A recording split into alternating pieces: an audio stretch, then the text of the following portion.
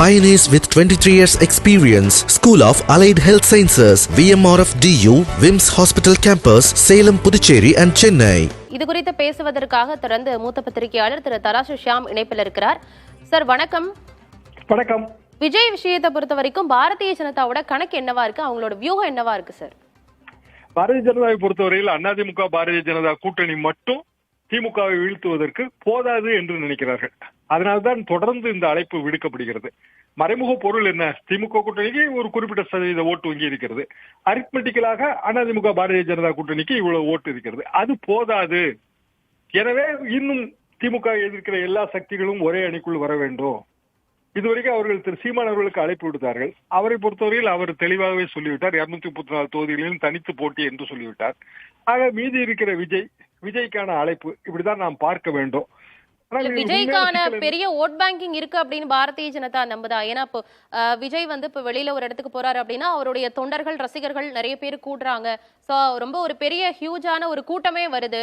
So அதனால டிவிகேக்கு ஒரு பெரிய ஓட் பேங்கிங் இருக்கிறதா பாஜக நினைக்குதா? பொதுவாக கூடுகிற கூட்டம் ஓட்டாக மாறாது. ஆனால் விஜய் மாதிரியான ஒருவர் புதிதாக களத்துக்கு வரும்போது அவருக்கென்று ஒரு கவர்ச்சி இருக்கத்தான் செய்யும். காரணம் அவர் ஒரு சினிமா ஸ்டார். அதுபோக எல்லா கட்சிகள் மீதும் வெறுப்புள்ளவர்களுக்கான மாற்று வாய்ப்பாக அவர் கருதப்படுவார். உதாரணமாக என்டிகே இதுவரைக்கும் நாம் தமிழர் அவர்கள் திமுக அதிமுக எதிர்ப்பு வாக்கு வங்கிகளைத்தான் அறுவடை செய்து கொண்டிருந்தார்கள். இப்போது அந்த வாக்கு வங்கி விஜய்க்கு போகுமே. இத என்டிகேக்கும் உண்மையிலேயே பிரச்சனை இருக்கிறது. விஜய் பலம் நிரூபிக்காதவர் என்று மட்டும் நாம் எடுக்க முடியாது. எல்லா கட்சிகளும் ஆரம்பத்துல பலம் நிரூபிக்காதவர்கள் தானே. 57 திமுக வரும்போது 15 இடங்களை வென்றார்கள். பலம் நிரூபிக்கப்படாத புதிய கட்சி 62ல 50. அப்போது ஒரே ஒரு தேர்தலில் தான் பலம் நிரூபித்திருந்தார்கள். இதே உதாரணம் விஜயகாந்துக்கும் பொருந்தோம். எனவே பலம் நிரூபிக்காத கட்சி என்று நாம் பார்க்க முடியாது. அந்த கட்சியில் இருப்பவர்களுக்கான பொதுமக்கள் மத்தியிலே இருக்கிற விசிபிலிட்டி அப்படித்தான் நாம் பார்க்க வேண்டும். அப்படி பார்க்கும்போது விஜய்க்கு விசிபிலிட்டி கூடுதல். அவர் வந்தால் திமுகவை வீழ்த்துவது என்பது எளிதாக இருக்கும். இதுதான் கணக்கு. ஆனால் தமிழிசை அவர்கள் இவ்வாறு ஒரு அழைப்பு விடுப்பதே பலவீனம் தான். என்ன காரணம் என்றால் விஜய் மாதிரியான ஒருவர்கள் வரும்போது எப்படி தொகுதி பங்கீடு சாத்தியம்? அதிமுக தானே மேஜர் பார்ட்னர். இப்ப அதிமுக தானே விஜய்க்கும் சீட்டை ஒதுக்க வேண்டியது வரும். விஜய் என்று இல்லை, எல்லா சின்ன கட்சிகளுக்கும் அதிமுக தான் சீட்டு ஒதுக்க வேண்டும்.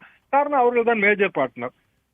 இதுல இன்னொரு கேள்வி இருக்கு. பாஜக டிவிகே உட கூட்டணி வைக்கிறதுல உறுதியா இருக்காங்க. அப்படிங்கிற பட்சத்துல அதிமுகவுடைய நிலைப்பாடு என்னவா இருக்கும்? ஏற்கனவே என்டிஏ கூட்டணியில இருக்கு. அதிமுகவுடைய நிலைப்பாடு என்னவா இருக்கும்?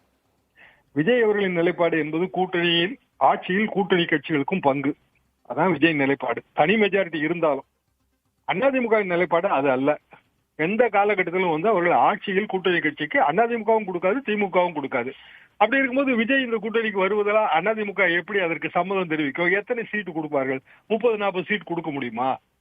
வாய்ப்பே இல்லை. தமிழிசை அவர்கள் ஒரு வகையில் நான் எப்படி பார்க்கிறேன் என்றால் அந்த ஒரு ஹெட்லைன் மேனேஜ்மெண்ட் தான். செய்திகளில் அடிபட வேண்டும், அடிக்கடி பரபரப்பாக பேட்டியில் கொடுத்து கொண்டே இருக்க வேண்டும். அப்படித்தான் பார்க்க வேண்டும். கடைசியாக முடிவெடுக்க போறது அமித்ஷா அவர்கள் தான். அதே மாதிரி இந்த பக்கம் விஜய் அவர்கள் தான். விஜயை பொறுத்த வரைக்கும் அவர் தமிழிசைக்கெல்லாம் நாம் பதில் சொல்ல வேண்டாம், நமது கட்சி நிர்வாகிகளே பதில் சொன்னால் போதும் என்கிற ஒரு நிலைப்பாட்டில் இருக்கிறார். அது தமிழிசை அவர்களுக்கும் ஒரு வகையில் பார்த்தால் அரசியல் பின்னடைவுதான். அதிமுக பாஜகவுக்கு விஜய் இழப்பை ஏற்படுத்தும் அப்படிங்கிற ஒரு விஷயத்தையுமே ரெண்டு பேருமே நோட் பண்றாங்களா சார்? ஏன்னா இப்போ ஒரு புதிய ஒரு மாற்று சக்தியாக விஜய் வராரு அப்படின்ற பட்சத்துல பாஜகவும் அதிமுகவும் அதை கண்டிப்பா யோசிப்பாங்க தானே? கண்டிப்பாக நீங்கள் சொல்வது மிகவும் சரி.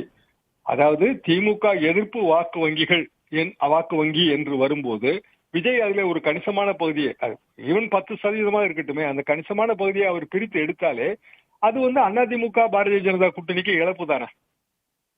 இதுல திமுகவுக்கு இழப்பே கிடையாது.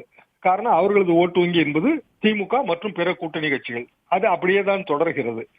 ஆட்சியில இருப்பதால் ஆட்சிக்கு எதிரான வாக்கு வங்கி ஒன்று இருக்கும். அந்த வாக்கு வங்கி அவர்களுக்கு ஏற்படுகிற சேதாரம். அந்த சேதாரத்தை ஈடுகட்டுவது பலமுனை போட்டி. பலமுனை போட்டி என்றால் விஜய் அவர்கள் அதுல ஒரு முனையாக இருப்பாரு. அந்த ஒரு முனை என்பது எத்தனை சதவீதம் என்று தெரியவில்லை, பலம் நிரூபிக்கவில்லை என்றாலும் கூட அது ஒரு கணிசமான சதவீதம் தானே இருக்கும். அப்ப விஜய் சீமான் 2 பேரும் சேர்ந்து திமுகவுக்கு எதிரான வாக்கு வங்கியில் குறைந்தபட்சம் 20% பிரிப்பார்கள் அல்லவா? அது அதிமுக பாரதிய ஜனதா கூட்டணிக்கு நஷ்டம் தானே. இப்போ டிவிக்கே தனித்து தான் போட்டியிட போறாங்க அப்படின்ற பட்சத்துல வர சட்டப்பேரவை தேர்தல்ல கண்டிப்பாக வாக்குகள் பிரியும். டிவிக்கே, என்டிஏ கூட்டணி, திமுக கூட்டணி பிளஸ் நாம் தமிழர் கட்சி அப்படின்னு சொல்லி வாக்குகள் நிறையவே பிரியக்கூடும். இப்ப யாருக்குமே பெரும்பான்மை கிடைக்காத பட்சத்திலையும் பாரதிய ஜனதாவை பொறுத்த வரைக்கும் டிவிகேக்கு தான் முக்கியத்துவம் கொடுக்க வாய்ப்பு இருக்கு. அதன் பிறகும் கூட கேட்கிறேன். பாரதிய ஜனதா வந்து விஜய் அவர்களை விரும்புகிறார்கள், அது நன்றாகவே தெரிகிறது. இன்னும் சொல்ல போனால் விஜய் அவர்கள் கட்சி துவங்கும் போது அவரது இயற்பெயரை எல்லாம் சொல்லி எத்தனையோ பதிவுகள் வந்து ஹெச் ராஜா முதல் பலரும் வந்து பாரதிய ஜனதாவில் இருந்து போட்டவர்கள் தான். அண்ணாமலை அவர்களே அவர் மாநில தலைவராக இருக்கும்போது நடிகையின் இடுப்பை கிள்ளி ஆடுபவர்கள் எல்லாம் ஒரு கட்சிக்கு தலைவரா, அவர்களுக்கு என்ன அரசியல் தெரியும் என்றெல்லாம் கேட்டவர்கள் தான். ஆனால் இப்போது அவர்கள் விஜய் வருகையை விரும்புகிறார்கள். காரணம் இந்த கணக்கு தான். இது ஒரு சிம்பிள் அரித்மெட்டிக். ஆனா அரித்மெட்டிக்கு பிறகு அந்த கூட்டணியில வந்து கெமிஸ்ட்ரி இருக்குமா என்றால் அது அதிமுக கையில இருக்கு. அதிமுக வந்து அதை விரும்புவதாக தெரியவில்லை. இந்த பிரச்சனைக்குள்ள அவங்க வரவே மறுக்கிறார்கள். இன்னும் சொல்ல போனால் ஓபிஎஸ் அவர்கள், டிடிவி அவர்கள் இந்த கூட்டணியில் தான் இருக்கிறார்கள் என்று நயினார் நாகேந்திரன் அவர்கள் கூறிய பிறகும் அதற்கு வந்து எதிர்வினை வந்து அதிமுக தரப்பில் இருந்து வரவே இல்லை. இப்படியான ஒரு சூழ்நிலையில் இன்றைய தேதிக்கு விஜய் அவர்கள் எவ்வளவு அதிகமாக வாக்கு வாங்கிறாரோ அதே மாதிரி சீமான் அவர்கள் எவ்வளவு அதிகமாக வாக்கு வாங்குகிறாரோ அதெல்லாம் திமுகவுக்கு தானே லாபம். நிச்சயமா சார். பாஜகவின் விருப்பத்தையே தமிழிசை வெளிப்படுத்தி இருக்கிறார் என்றுதான் புரிந்து கொள்ள வேண்டும். அமித்ஷாவினுடைய கணக்கு என்ன, அதே போல டிவிகேவுடைய தலைவர் விஜயனுடைய நிலைப்பாடு என்ன என்பதுதான் மிகவும் முக்கியம் வாய்ந்த விஷயமாக இருக்கிறது. சார், இதன் பிறகும் கூட ஒவ்வொரு முறையும் தமிழ்நாடு சட்டப்பேரவை தேர்தலின் போது பாஜக சிறப்பு கவனத்தை தான் கொடுத்திருக்காங்க. மூத்த அமைச்சர்கள் அமித்ஷா உள்ளிட்டோர்லாம் இங்கு வந்து பிரச்சாரம் செய்வது போன்ற விஷயங்கள் எல்லாமே நடந்திருக்கு. சோ அப்படி இருக்கும் போது இதன் பிறகு வரும் காலங்கள்ல விஜயை அமித்ஷா சந்திப்பதற்கான வாய்ப்பு அதெல்லாம் நடக்குமா? இருக்கலாம். காரணம் அந்த காலகட்டத்திலே வந்து நரசிம்மராவ் அவர்கள் ரஜினிகாந்தை அழைத்து பேசினார், பிரதமர் அழைத்து பேசினார். காரணம் இதே மாதிரியான ஒரு கணக்கு தான். அப்போது இருந்த 95 அதற்கு பிறகு தூர்தர்ஷனி ரஜினிகாந்துக்கு 2 நாள் பேட்டி வாய்ப்பு எல்லாம் கொடுத்தார்கள். பெரிய அளவுக்கு இருந்தது. கடைசியிலே வந்து அதெல்லாம் வந்து சரிப்பட்டு வரவில்லை. அதிமுக காங்கிரஸ் கூட்டணி வந்தது, அது வந்து தோற்றது. இதுதான் வரலாறு. ஆனால் அந்த முயற்சியிலே அவர்கள் எப்போதுமே அது தொடர்ந்து இருந்து கொண்டேதான் இருப்பார்கள். காரணம் மத்திய அரசு அதற்கு ஏராளமான அதிகாரங்கள் இருக்கின்றன, அமைப்புகள் இருக்கின்றன. கடைசி வரைக்கும் அந்த முயற்சியிலே அவர்கள் ஈடுபட்டு கொண்டேதான் இருப்பார்கள். என்னை பொறுத்தவரையிலே பொதுவாக ஒரு சினிமா நட்சத்திரம் அரசியலுக்கு வரும்போது முதல் தேர்தலில் அவர் கூட்டணிக்கு போக மாட்டார் என்பதுதான் என் கணக்கு. டிவிகே தலைவர் விஜயனுடைய அரசியல் நடவடிக்கை செயல்பாடுகள் எல்லாம் எப்படி பாக்குறீங்க சார்? இதுவரைக்கும் பெரிய செயல்பாடு இருப்பதாக நான் உணரவில்லை. ஆனால் இன்னும் காலம் இருக்கிறது. அவரை பொறுத்தவரையில் அவருக்கான அந்த மாஸ் பாப்புலாரிட்டி இருக்கிறது. தொடர்ந்து வாரம் ஒரு முறையோ அல்லது 15 நாட்களுக்கு ஒரு முறையோ அவர் ஒரு பயணம் மேற்கொண்டால் அந்த கட்சி வந்து உற்சாகப்படும். கட்சியில இருப்பவர்கள் இளையவர்கள். அதுல ஒரு மைனஸ் பாயிண்ட், அவர்களிடம் பணபலம் இருக்காது. மற்ற கட்சிகளுக்கு பணபலம் இருக்கும், அமைப்பும் இருக்கும். இனிமேல் இவர்கள் அமைப்பெல்லாம் இனிமேல் தான் உருவாக்க வேண்டும். என்றாலும் கூட மாற்று சக்தி, புதிய சக்தி என்ற வகையிலே அந்த ஆரம்பகால கவர்ச்சி அட்ராக்ஷன் இருக்கத்தான் செய்யும். அதுக்கு தான் நான் அந்த உதாரணம் சொன்னேன். திமுக ஆரம்ப காலத்துல வந்து மாற்று சக்தியாக, இளைஞர் சக்தியாக தானே வந்துச்சு. 1957 திமுக யோசிச்சு பாருங்க, எவ்வளவு இளைஞர்கள் இருந்திருப்பார்கள். காங்கிரசுக்கு மாற்று சக்தியாகத்தானே அது முன்னிறுத்தப்பட்டது.